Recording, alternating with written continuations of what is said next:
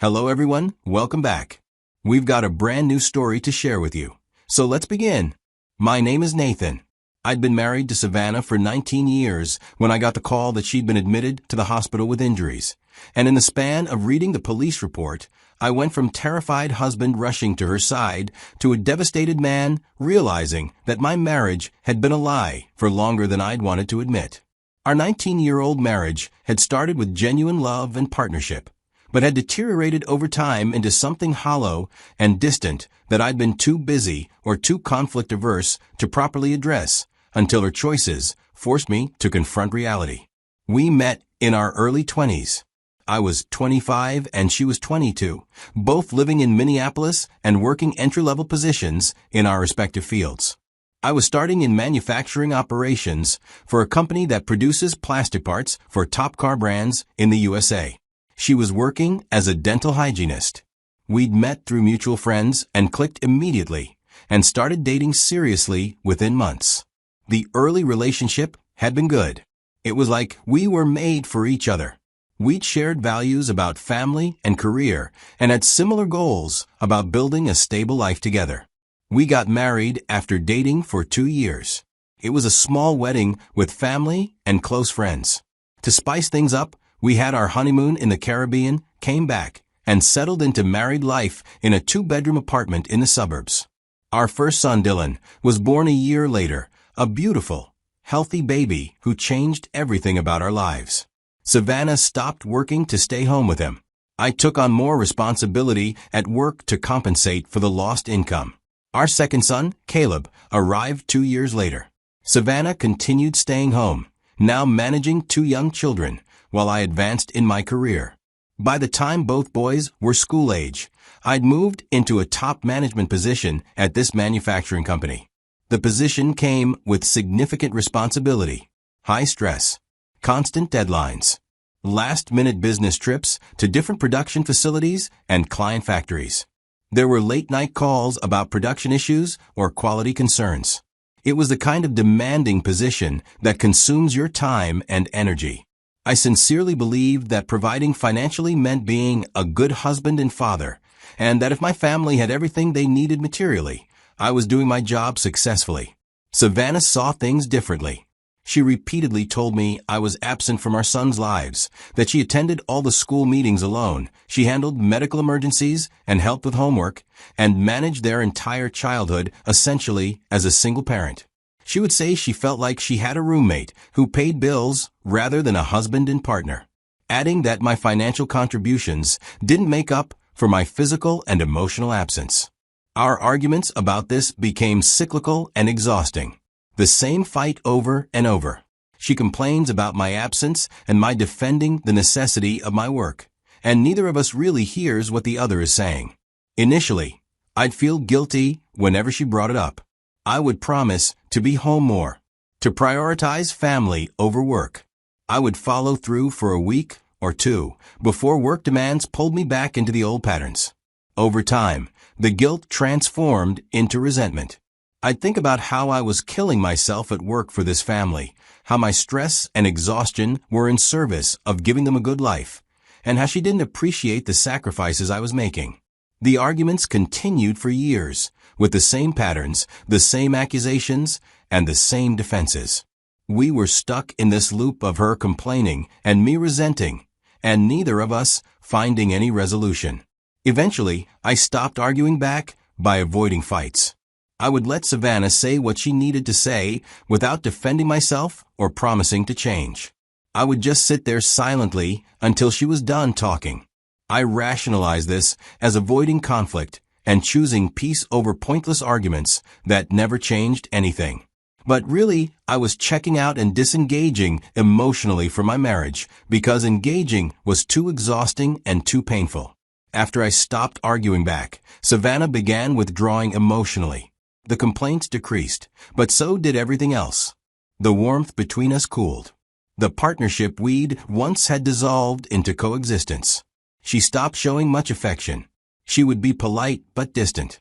I was like we were roommates who happened to share children, living parallel lives under the same roof. I noticed around this time that Savannah started coming home later than usual. She would have vague explanations about being with friends or running errands. Sometimes she would leave the house without saying where she was going or when she'd return. I also observed that around the same time, she started keeping her phone with her constantly, taking calls in private. The behavioral changes registered somewhere in my consciousness, but I didn't examine them closely because I didn't want to fight about them. I was too exhausted from work to care deeply about how she was spending her time. I told myself she needed space, and maybe this distance was our new normal. After nearly 2 decades of marriage, this kind of separate existence might be just what happens to long-term couples. Dylan left for college when he was 17.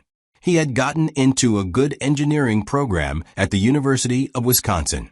I felt proud that my financial sacrifice had enabled him to attend a quality school without student debt. It felt like validation that my work focus had been worthwhile. I expected some acknowledgement from my wife, Savannah, about this achievement. Some recognition that our son's success was partly due to my career choices and financial stability. But I received nothing. She was happy for Dylan, but didn't connect it to my contributions. She saw it as both Dylan's accomplishment and hers for raising him while I was absent. I stopped expecting anything from Savannah around this time.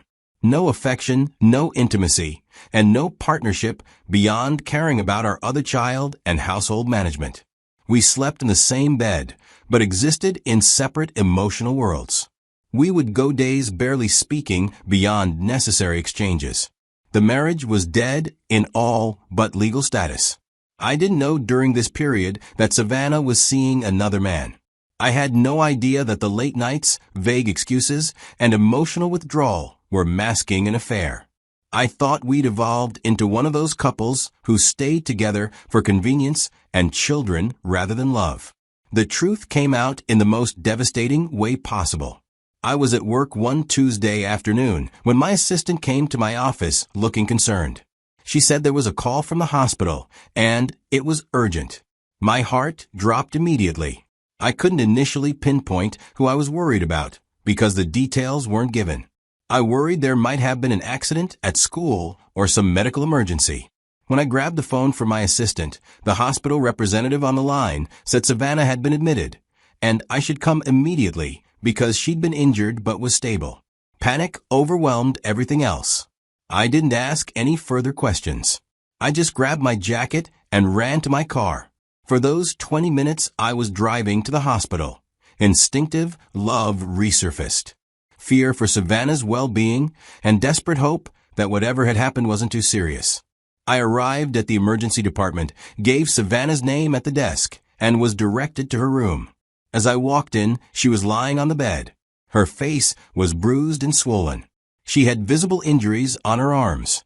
As I observed her, she looked shaken and frightened. When Savannah saw me, she started crying. I immediately assumed she'd been mugged or assaulted. Some random attack.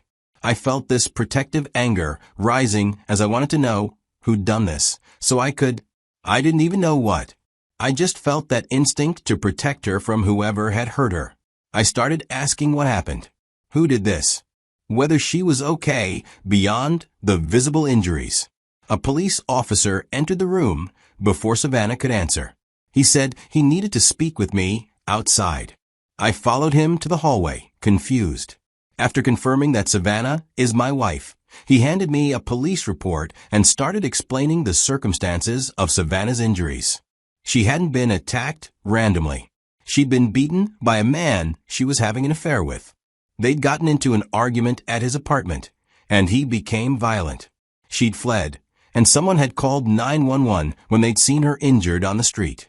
The guy was already arrested for assault. My brain wasn't processing the words I was hearing initially. I read the report, saw the address, not any place I recognized, saw the description of events, saw domestic dispute and extramarital relationship in the official police language. Emotional whiplash hit me like a physical force. My concern and fear transformed instantly into betrayal and disgust. So while I'd been at work, Savannah had been with another man. The late nights, the vague excuses, and the emotional distance. All of it made horrible sense now. She hadn't just cheated. She had carried on a relationship long enough that they'd had fights. Long enough that he'd felt comfortable enough to hit her. This wasn't a one-time mistake. This was sustained betrayal. I walked back into her hospital room, seeing her completely differently. Not as my injured wife needing comfort. As a stranger who destroyed our marriage while I'd been oblivious. Savannah looked at me with tears still in her eyes. She tried to explain, apologize, or spin this somehow. I cut her off, telling her coldly that I'd spoken to the police. I knew everything, and she didn't need to explain. I turned and walked out of the room, leaving her there in the hospital bed. I couldn't stand to be near her for another second. Something inside me had died completely in those few minutes. Whatever love or partnership or commitment I'd felt was just gone, replaced by this cold clarity that my marriage was over and had probably been over for years while I'd been too focused on work to notice. I drove home in shocked silence, called my boss, and said I was taking emergency leave. While at home, I tried to figure out how my entire life had just imploded right before my eyes. Savannah was discharged from the hospital 2 days later. She came home with her injuries healing, but still visible. We barely spoke because I couldn't look at her without feeling disgust and betrayal. My son, Dylan, called from college a few days after Savannah came home. He'd heard something had happened to his mother and wanted to know if she was okay and what had happened. I told him to ask his mother. I didn't elaborate, and I refused to cover for her lies or protect her from the consequences of her choices. Caleb, who was still living at home and was 16, also asked questions earlier after he had noticed his mother's injuries and the tension between us. He wanted to understand what was going on, and I told him to ask Savannah, that she could explain what had happened. I wasn't going to create a narrative for her. Savannah lied to both boys. She told them she'd been attacked randomly by some stranger who had mugged her. She avoided any mention of the affair or the circumstances of her injuries. I watched her play the victim to prevent losing the boys' respect and maintain the image of herself as their devoted mother who'd done nothing wrong. I watched this happen silently, without immediately contradicting her version, but I felt disappointed and disgusted by her continued dishonesty. I sat alone in our bedroom a few nights after she'd come home, looked at old photos from our early marriage back when Dylan and Caleb were babies, from family vacations and holidays. I realized the marriage had died long ago, years before this hospital incident. We'd been going through motions for so long that this betrayal was just the final confirmation of what had already happened. But it was unforgivable. I couldn't stay married to someone who'd been living a double life, who'd brought another man into the space of our marriage while I'd been faithful despite our problems. Staying would destroy me emotionally. It would mean accepting betrayal and would model terrible lessons for my sons about self-respect and boundaries. I contacted a divorce attorney within a week. I met with the attorney and discussed the situation.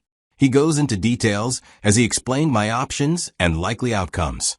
I asked him to start filling out paperwork while Savannah recovers. I didn't tell her what I was doing, as I decided the divorce papers would speak for themselves. About 3 weeks after the hospital incident, Savannah was served with divorce papers. She was shocked. She had apparently expected that I'd eventually forgive her, that we'd work through this like we'd worked through years of other problems. She realized from my filing that I was done, and there was no discussion or attempts at reconciliation. I just wanted the legal dissolution of our marriage. Savannah panicked and started calling everyone she believed could influence my decision, from friends, family members, and people from the church we'd attended sporadically over the years. She told them I was being irrational, as our marriage could be saved. She claimed that I was overreacting to one mistake. She still blamed me for emotional neglect, said I'd driven her into another man's arms by being absent from our family, that this was partly my fault for working too much. It was funny to see her play the victim again while framing the divorce as my cruel overreaction. I stayed silent through all of this. I didn't engage with her narrative or defend myself publicly. I only told people calmly when they'd ask that the marriage was over and there was nothing to fix. I refused meetings with concerned friends who wanted to mediate. I also declined church counseling and said no to family members suggesting we work through things for the boys' sake. I stayed composed and determined that this marriage was ending, and no amount of external pressure would change that decision. When my boys found out about the divorce, they both asked why we were divorcing. The tension in the house was obvious. I had already moved my belongings into the guest room, and Savannah's desperation was palpable. Savannah lied to them again. She told them I was breaking the family over small mistakes that she'd made in judgment, but nothing that warranted divorce. That I was being inflexible and cruel. It was shocking to note that she never admitted the affair and never told them the real circumstances of her hospital visit. She just painted herself as the abandoned wife and me as the heartless husband. I let this go on for a few weeks, thinking she'd come to her senses and eventually tell them the truth herself. But she didn't, which was interesting to see. Finally, I sat down with both boys. Caleb was home. Dylan had come back for a weekend visit.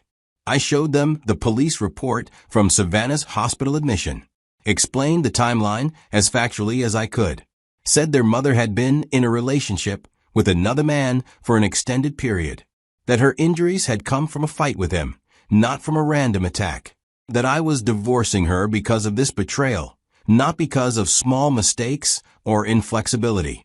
I didn't editorialize or badmouth Savannah beyond stating facts.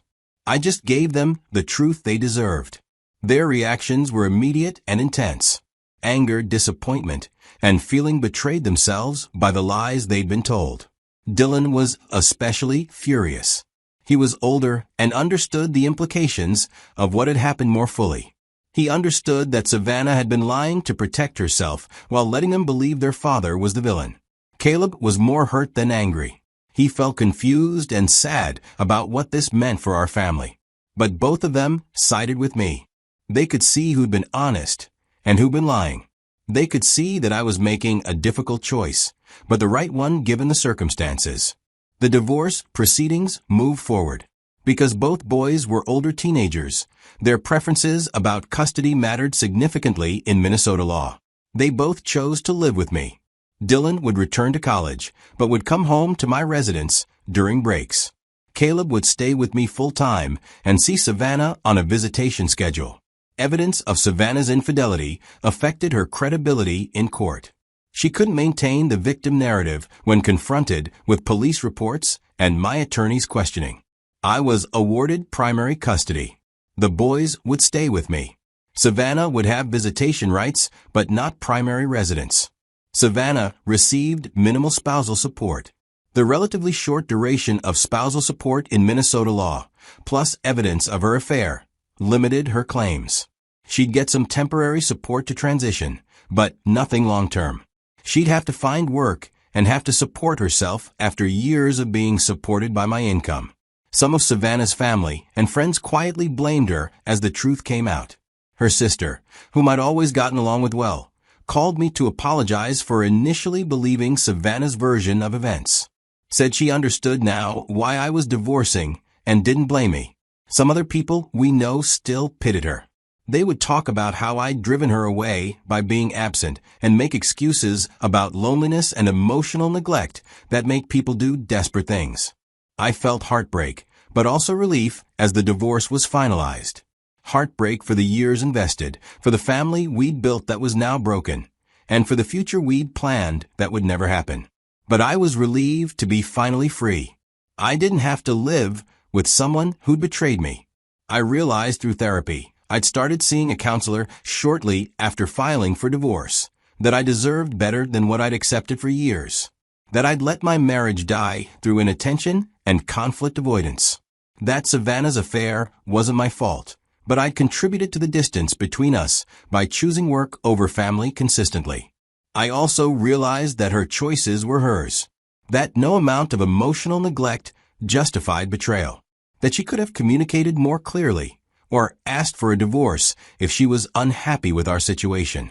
Instead, she'd chosen deception. Looking back now, some things made more sense to me. I learned that financial provision isn't the same as emotional presence. I'd believed working hard and making good money made me a good husband and father. But my sons needed me present more than they needed the expensive lifestyle my absence had funded. I learned that conflict avoidance doesn't preserve relationships. That I'd stopped arguing with Savannah, thinking it would create peace. But really, it had just accelerated our emotional disconnection. We needed difficult conversations, not silence. I learned that gut instincts about relationship problems deserve attention. That I'd noticed Savannah's behavioral changes, but had chosen not to examine them. Had I confronted things earlier, we could have addressed problems or ended things before betrayal was added to the list of issues. I learned that betrayal reveals character. That Savannah's affair, plus her sustained lying to me and to our sons, showed who she fundamentally was when faced with consequences. She'd chosen self-protection through deception over honesty and accountability. Most importantly, I learned that walking away from betrayal is self-respect, not cruelty. People tried to frame my divorce as me being unforgiving or heartless. But staying would have communicated to myself and to my sons that betrayal is acceptable. That walking away was the healthiest choice for everyone involved. Some people still think I should have forgiven Savannah. That, after this many years of marriage and 2 children together, I should have worked through the infidelity. That everyone makes mistakes and deserves second chances. But those people don't understand the full scope of what happened. Don't know about the sustained affair. Don't know about the layers of lies to me and to our sons. Don't understand that this wasn't one mistake. It was months or possibly years of calculated deception. I wasn't perfect. I neglected my marriage for my career. I avoided difficult conversations. I let distance grow between us rather than fighting to maintain a connection. But I never betrayed Savannah. I was never unfaithful, never lied to her face while living a double life, and never brought another person into the sacred space of our marriage. My contributions to our marital problems didn't justify her choices, didn't make her betrayal understandable or forgivable. I gave everything I had to our family, my time, my energy, my financial resources, my commitment and faithfulness, even when our marriage was struggling. Savannah threw it all away and chose a temporary connection with someone else over the permanent commitment she'd made to me and our family. I'm in a much better place now than I was during the final years of my marriage. Betrayal has consequences, actions have outcomes, and choices matter. Savannah made her choices, and I made mine. I'm at peace with my decisions completely and permanently. That's my story. I wasn't perfect, but I didn't deserve betrayal. And walking away from that betrayal was the strongest, healthiest, most self-respecting thing I could have done. I'm proud of how I've handled everything and proud of a life I'm building from the ashes of what burned down. Thank you for watching.